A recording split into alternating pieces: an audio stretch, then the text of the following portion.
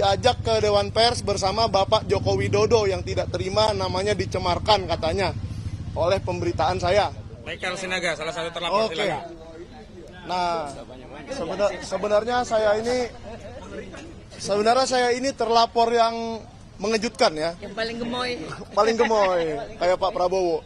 Nah, saya ini mengejutkan kenapa? Karena awalnya tidak dicantumkan sebagai terlapor. Awalnya kan RS dan segala macam, tetapi tidak ada saya. Tetapi tiba-tiba kemarin ada surat cinta lagi datang ke rumah saya bahwa saya terlapor. Nggak apa-apa. Nah, saya di sini hanya ingin menyatakan bahwa saya selama ini baik di Jakarta, baik di Jogja, di Boyolali, di Ketoyan, maupun di Pasar Pramuka, menjalankan tugas saya sebagai seorang jurnalis. Di mana saya memiliki kartu identitas wartawan resmi dari Dewan Pers, yaitu sebagai wartawan tingkat utama.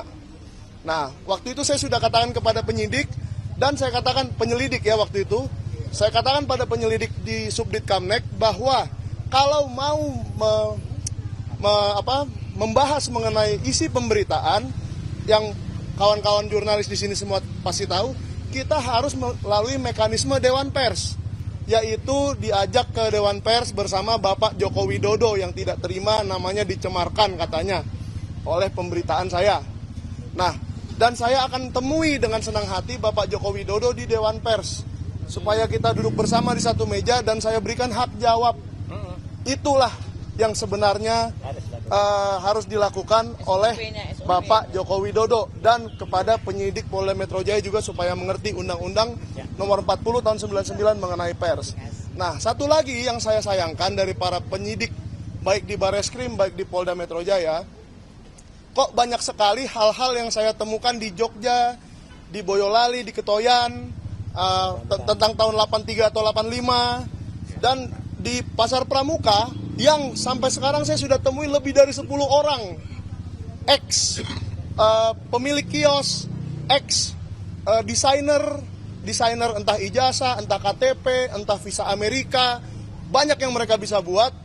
Masa sih Polsek Matraman, Polres Jakarta Pusat, Polda Metro Jaya tidak mengetahui orang-orang itu?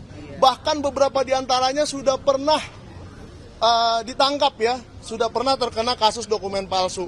Masa sih tidak bisa para penyidik ini yang terhormat, yang hebat-hebat, yang pinter-pinter mencari tahu informasi bahwa Pak Iman Raharjo itu masih ada di situ sampai tahun berapa, bahwa si ini kemungkinan yang menjadi anak buah Pak Iman Raharjo di tahun itu sebagai desainer, sebagai yang ngambil orderan, ambil order di kios depan, dikasih ke kios belakang, lalu didesain di kios belakang, lalu sampailah langsung ke pembeli alias konsumen.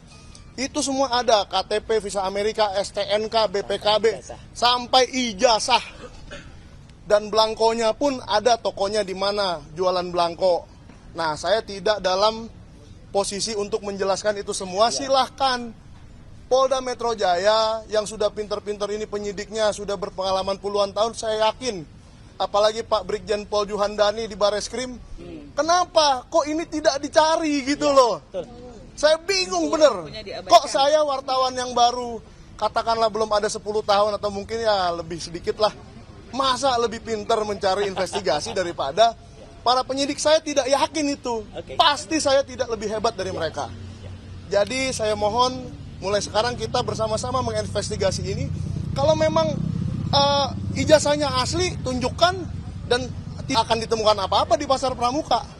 Tapi kalau memang ijazahnya tidak asli, saya nggak mau ngomong kata yang satu lagi itu ya. Nah, mari kita cari kebenarannya untuk masyarakat Indonesia, karena masyarakat berhak mendapatkan kebenaran dari kita para jurnalis. Ya, masalahnya gini loh, tempat-tempat yang saya didatangi lagi oleh salah satu media mainstream dan mendapatkan keterangan yang persis sama. Jadi ini harus diinvestigasi, dan kalau penyidik tidak menginvestigasi ini berarti dia sudah partisan, sudah tidak netral dan sudah memihak. Oke ya, sekian aja dari saya. Terima kasih.